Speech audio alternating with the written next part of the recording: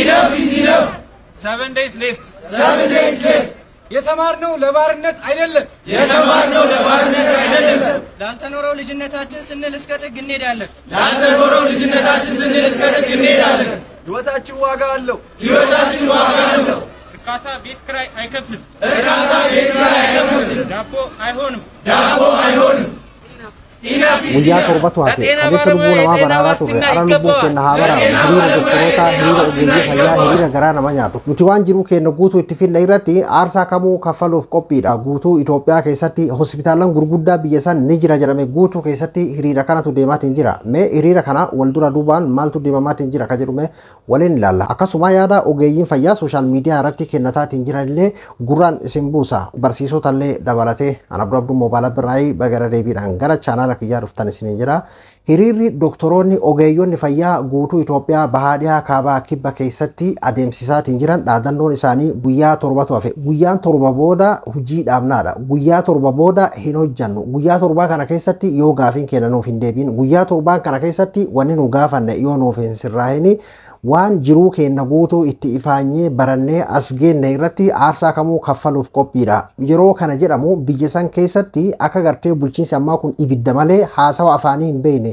akka isa faarsuu fi waan inni jedhe aamiin jedhanii liqimsuu malee gaafachuu hin beekne osoo beekanuu waan aarsaa meeqa itti kafalle waan jiruu kenna guutuu irratti finne irratti aarsaa kamuu kaffaluuf qophiidha jedhaniitiin gadi bahan jechuudha garaa nama nyaata namni tokko doktoraaf ta'ee baratuudhaa fi waggaa 20 isarraa fudhatee jira kenna mee tilmaama mee ofirra godhaati ilala biyya san keessatti doktorri haala azaaba bala akkanaa kan argachuudha kiraa manaa kaffalasuu dadhabnee nyaannee dhuguu dadhabnee haadhaa fi abbaa keenya kan rakkoodhaan qotanii qoraan cabsaniitiin nu barsiisan san gargaaruun hafee isaanirraa gargaarsa gaafachaa jirra kanaafuu har'an tana doktora taanee gargaarsa gaafachaa jirra hagarraa lubbuu namaa baraaraa turre amma lubbuun keenya haa baraaramu waan ittiin gartee yoo dhukkubsanne kiniina ittiin bitannu argachuu hin dandeenye kana argachuu qabnaadha gaafiin kenna jechuudhaan guyyaa torba tofe guyyaa torba booda immoo hojii dhaabna jechuudhaan guutuu Itoophiyaa keessaa hiriira guddatu deemaatiin jira jechuudha.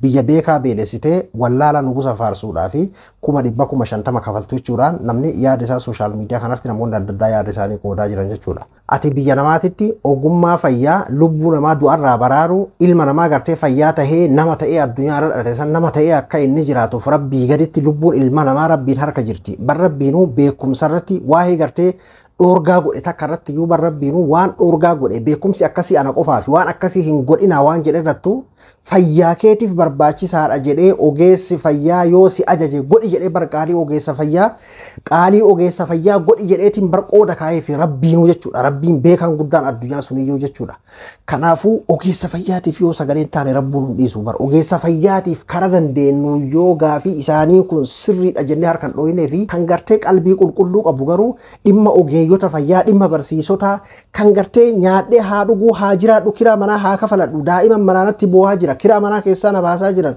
ogeessa fayyaa tahee bakka gachiisee buluun dhabaa jira ka jedhee fi sagalee ta'uun dirqamaa jechuudha.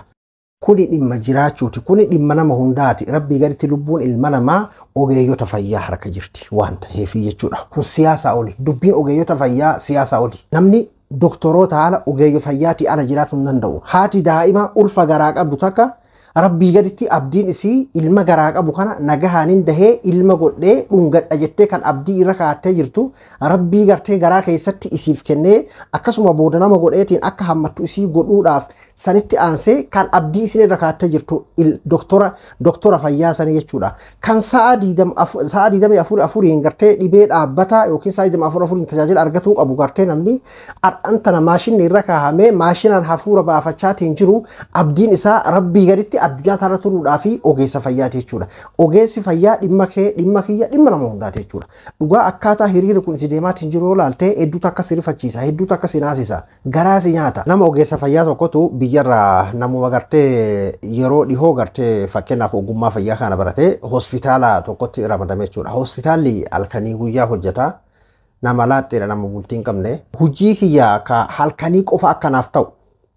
Akka ka halkanii qofanaaf ta'uudhaaf godhaa mana kireeffachuudhaaf mana jechuun mana kireeffadhu hospitaala buleetumaan guyyaa ammoo bakkuma ta'e wahii rafuu danda'a waan ta'eef akka mana kireeffannee fi akka halkan naa ta'u jedhee nama gaafatu jira jedhee hospitaala. Doktorri tokko 10,000 irraa haga kuma kudha jaha jedhama kan kafalamuuf haga kuma diidama akkasatti mee diidama illee godhimeeti kuma kudhan fakkeenyaaf amma ani jechuun yeroo takka fakkeenyaaf yeroo akkana naan jedhamu inumaa Itoophiyaatti bakka jireenyi bareedaadha mara jireenyi rakkisa maaliif jennaan namni kuma kudhaniin jiraatuu ni danda'a jiraatuu danda'ee osoo hin ta'in kuma kudhan kafalamaafidha jiraatuu hin dandeenye beeki namni numa jira namni fakkeenyaaf guyyaa lama keessatti illee yookiin guyyaa takka keessatti akka nyaachuun guyyaa lama keessatti illee takka nyaate numa jiraata lubbuun garuu mi'aati tilmaame ofirra kaayite ammaati jireenya kana mi'aati ofirra kaayite tilmaame biyya namaa keessatti namni akkamiin baradhee haala hunda bu'aa bahii gartee haadhaa fi abbaan kiyya yookiin gartee ani yookiin haadha abbaan kiyya dadhabaadha akkamiin bu'aa bahii san keessa dabree baradhee eebbifame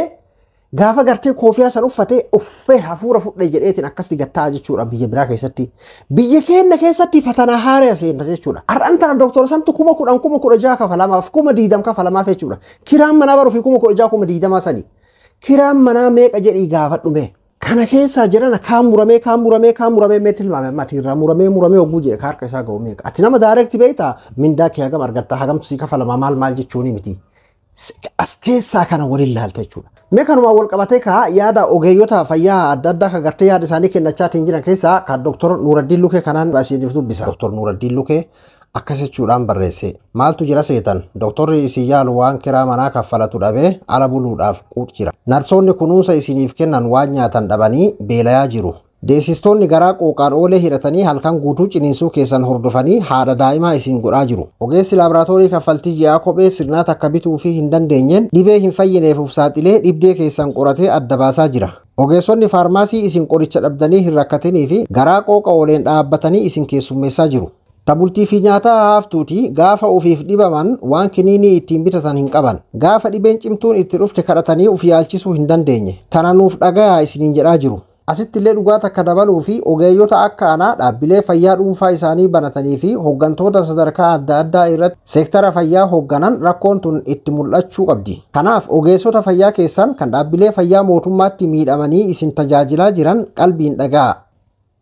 jechuudhaan gorsa gabaabduu barreessee Dr. Nuraddiin Lukee. Doktorri tokko osoo cinqiin kiraa manaa itti jiru kiraan manaa natti gahe osoo yaadu haadha abbaan kiyyaa waggaa 20 hanga baradhu na waliin gartee ifaajanii cabanii akkasin na barsiisanii har'an tana isaan san hoo yoo dhukkubsatan maalii jaala maal nyaatanii dhugan inumayyuu san biraa dabree har'an tanallee isaanirraa hin har'allee gargaarsa barbaada an hoo doktora ta'een gargaarsa barbaada jecha akkamiin nama yaaluu danda'a hospitaala keessa osoo daa'imti isaa manaa itti bohuu akkamiin gartee hospitaala daa'ima yaaluu danda'a osoo rakkoon akkanaa kun jiru biyyi lola biraatiif qophaa'aa jirti jechuudha biyyi rasaasa bitaa jirti biyyi qawwee bitaa jirti biyyi taankii bitaa jirti. Doktorri ammoo asii beertee beelaweetiin an haa nyaadhu lubbuu keessan baraaraan ture lubbuu kiyyana baraaraa jechaati jira. Hiriiruma doktora kanaan wal qabatee barammayyuu iddoo garagaraa keessa gartee akka hidhaan jiruudha fakkeenyaaf godina Jimaa keessatti hidhanii akka gadi lakkisanidha kan dubbatamu. Mi'aama fakkeenyaaf ammaan jechuun ammaan waa'ee biyya sanii anamma fakkeenyaaf ka gartee nyaatu waan nyaadhee dhugu dhabee jechuun amma nama hiisa shufamaati nama biyya san keessatti amma laalamati jechuun waan nyaadhee dhugu dhabee. Kiraa manaa waan kafaladhu dhabe mirgi kiyyasa haanaa eeggamu kaleessa lubbuu keessan baraaraa jira har'an tana lubbuu kiyyana baraaraa ani har'an tana osoon dhukkubsadhee waan kiniin ittiin bitadhuun qabu na dhaqqaba nama hiisisa jechuudha siyaasa amma kunillee jechuudha. Kanaan wal qabatee ka Jawaar daqiiqaadhaan sekoondiidhaan sagalee doktoroonni ogeeyyonni fayyaa gartee biyyattii guutuu keessaa gartee ijaaramanii akkasitti tokkummaadhaan qindoominaadhaan itti ergaatiin jiran akkasiin hawaasa biraan gahaati jira jechuudha. Raayyaa miidiyaan komantiidhaan dhukkee irraa kaasaati jira. Cunqurfamtoonni miidhamtoonni maaloo nuufis sagalee nuuf ta'e hojjetaan mootummaa kamiyyuu waan tokko argataa hin jiru. Ka gartee nagaa harrafee bulaa jiru ka kiraa kaffalataa jiru faarsee bulaa qofa raayyaa miidiyaa qofa ka jiru komantiin Jawaar kana kan keessummeessaatiin jiru innis akka ogeeyyota fayyaa kanatti qindaawaa tokkoomaa ijaaramaati nuti immoo sagalee keessan qindeessinee gorsa isinii kennine akkasuma uummata biraan isiniif kennaa jechaati jira jechuudha. Biyyi teenya haala akkanaa kana keessummeessaa jirti. Addunyaa kanarra ni jira biyyi doktorri keessatti beelahee jiru. Addunyaa kanarra ni jira biyyi doktora keessa kiraa manaa kafalachuu dadhabe. Addunyaa kanarra ni jira biyyi waggaa 20 barate bakka biraatitti uf jedhee hafuura fudhata. Doktora tahuu miti biyya biraatitti raayyaa ittisa biyyaa tahuu nu qananiidha. Poolisii tahuu nu qananiidha. Doktora ta'ee waggaa 20 barateeti garuu haadha abbaa isaatu tajaajiluu dadhaba jechuudha. Haadha abbaa isaatu haakimatu dadhaba yoo irratti dhukkubsatan jechuudha. Waa hin barsiisaa waa hin doktoraa dhimma hunda kennaati. Hundi kennayyuu haga dandeenyu karaa nutti fakkaateen sagalee ta'uu fi qabna jedheetii yaada. Adabdabdu moobaala biraa hanga qophii biraatti waliin deebinutti nagayaan naa tura.